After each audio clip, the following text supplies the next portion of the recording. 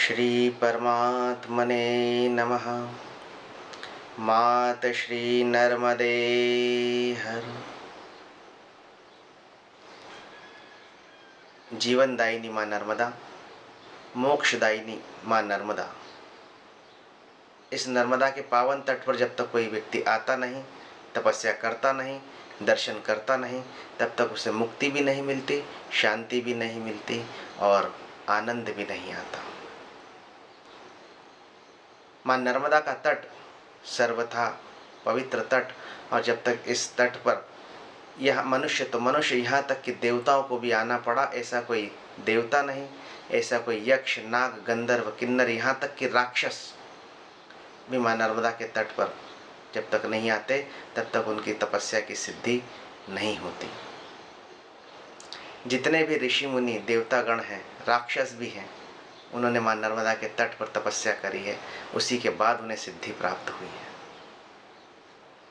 दोष निवारण के लिए सर्वोत्तम तट माँ नर्मदा का तट, यहाँ तक कि ब्रह्म हत्या के दोष का भी निवारण माँ नर्मदा के तट पर होता है। परम पवित्र निश्चल निर्मल माँ नर्मदा का जल आपके सभी पापों को धो देता है। ब्रह्म हत्या तक के पापों को धोने वाला माँ नर्मदा का पवित्र तट और तुरंत प्रभाव देने वाला माँ नर्मदा का तट। ऐसा ही ब्रह्म हत्या का दोष हनुमान जी को भी लगा था।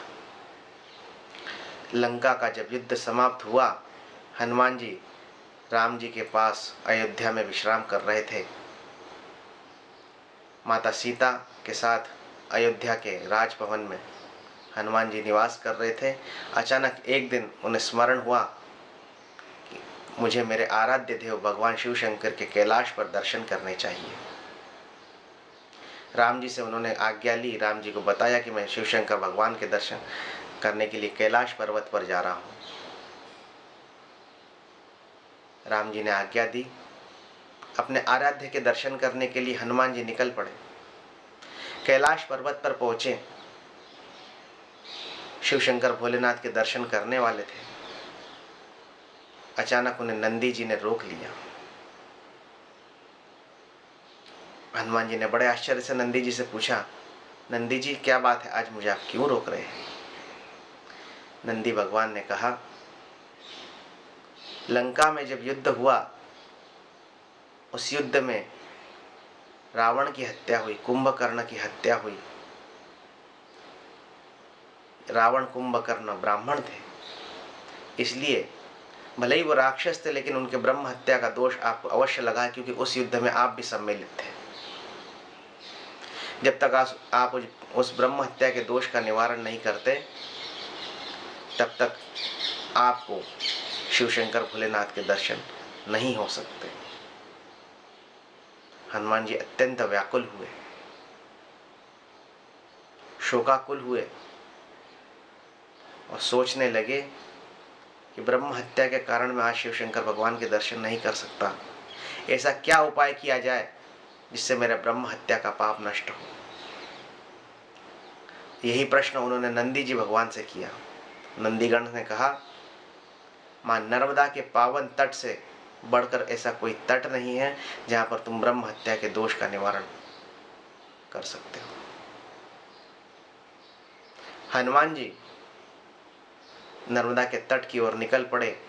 बीच में अयोध्या पड़ी। राम जी को उन्होंने पूरा वृत्तांत सुनाया कि इस प्रकार से मेरा और नंदी जी का संभाषण हुआ है, मुझे ब्रह्म हत्या का दोष लगा है और मैं नर्मदा के तट पर तपस्या करने के लिए जा रहा हूँ।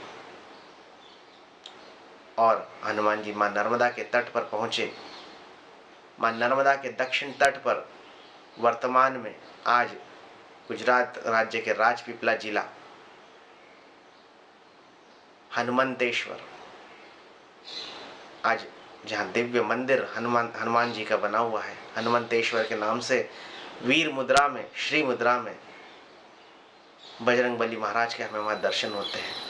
यही वह पवित्र स्थान है जहाँ पर हनुमान जी ने ब्रह्म हत्या के दोष के निवारण के लिए तपश्चर्या करी।